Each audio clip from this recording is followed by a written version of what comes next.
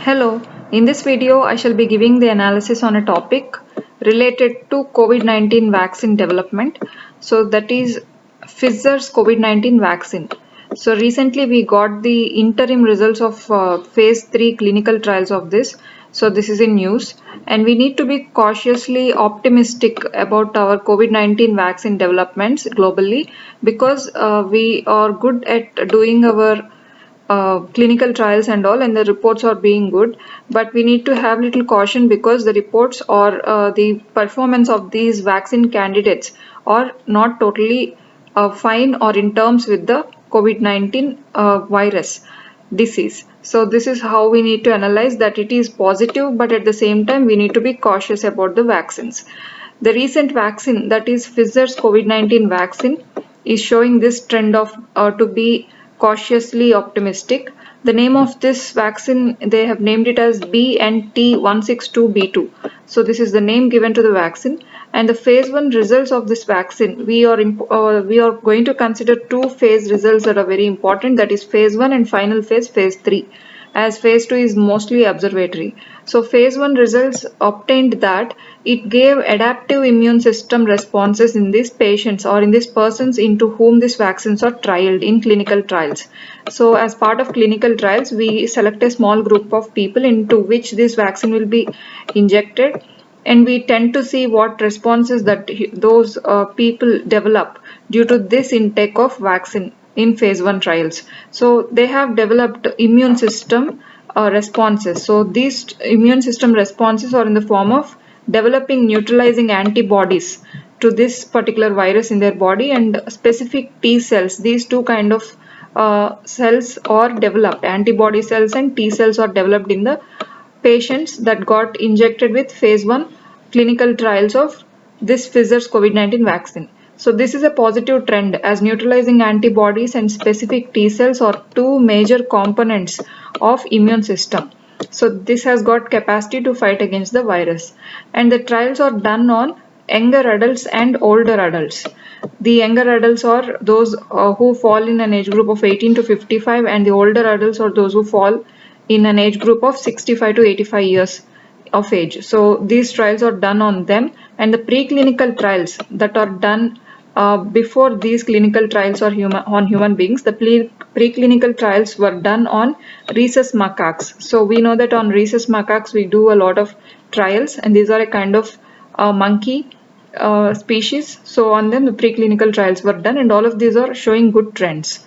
For a brief mind map of how vaccine testing and approval process is done, I would give it in a small picturing here. That is, the first phase is exploratory phase. So we need to explore what intakes or inputs we need into the vaccine, and next we must, after exploring the vaccine or the basic component or constitution of the vaccine, we need to do trials on that constitution on preclinically and clinically. Preclinically is on an animal, as I told, it's about rhesus macaques trials, and the clinical trials is on human beings.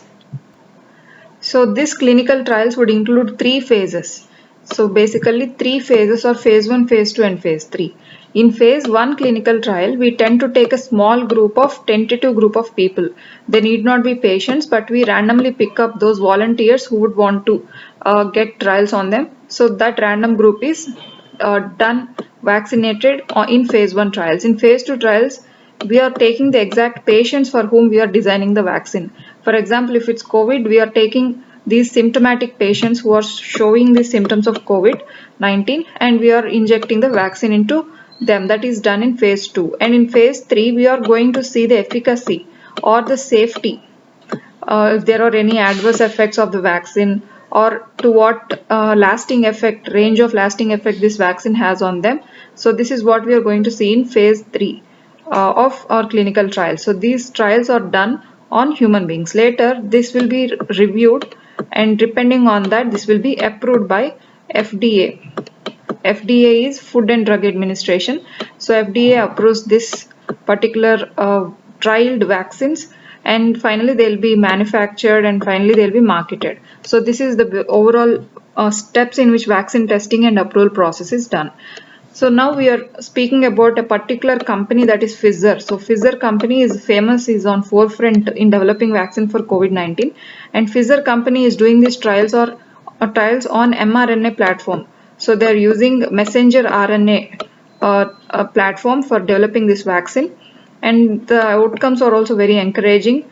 So this has also got emergency use authorization from FDA. So FDA gives emergency use authorization. So they are authorized for their use already because of their encouraging outcomes. So FDA is Food and Drug Administration, which gives these authorizations to these vaccines that are showing good trends in their performance. And the criteria that is given by FDA for giving this authorization is 50% vaccine effectiveness. If the vaccine is effective to 50% of its trials, so that can be given this authorization. So 50% of vaccine effectiveness is in preventing the disease. So if it is able to prevent disease to 50%, that is enough. So this is the criteria given by FDA in order to announce a vaccine to be emergency used authorization approved. So this is how this Pfizer's COVID-19 vaccine got this authorization. And other vaccine candidates on run along with Pfizer or Novavax, Sanofi, GlaxoSmithKline, Oxford University vaccine, and all of these are the other vaccine candidates which are also showing good trends. And this Oxford University vaccine is tested by AstraZeneca. So this is the company like Pfizer.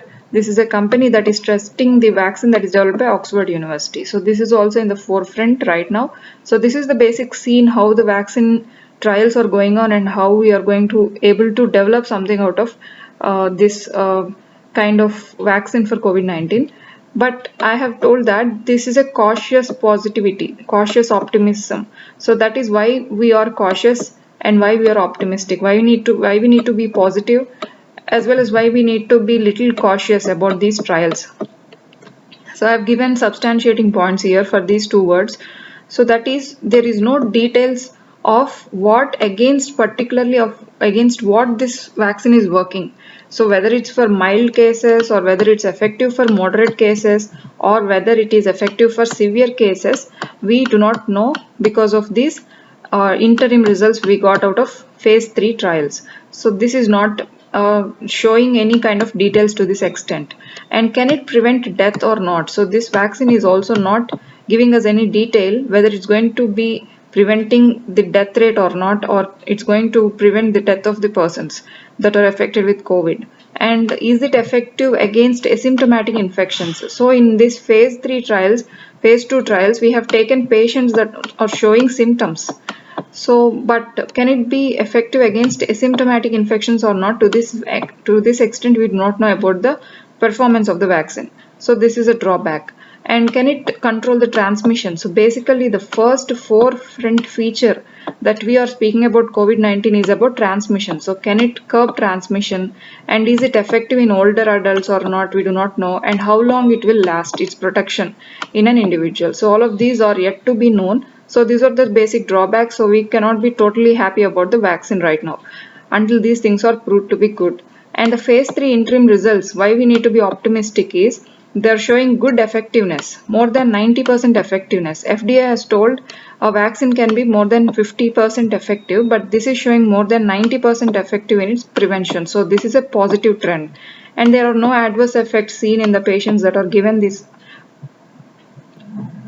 trial injections into them. So no adverse effects are seen.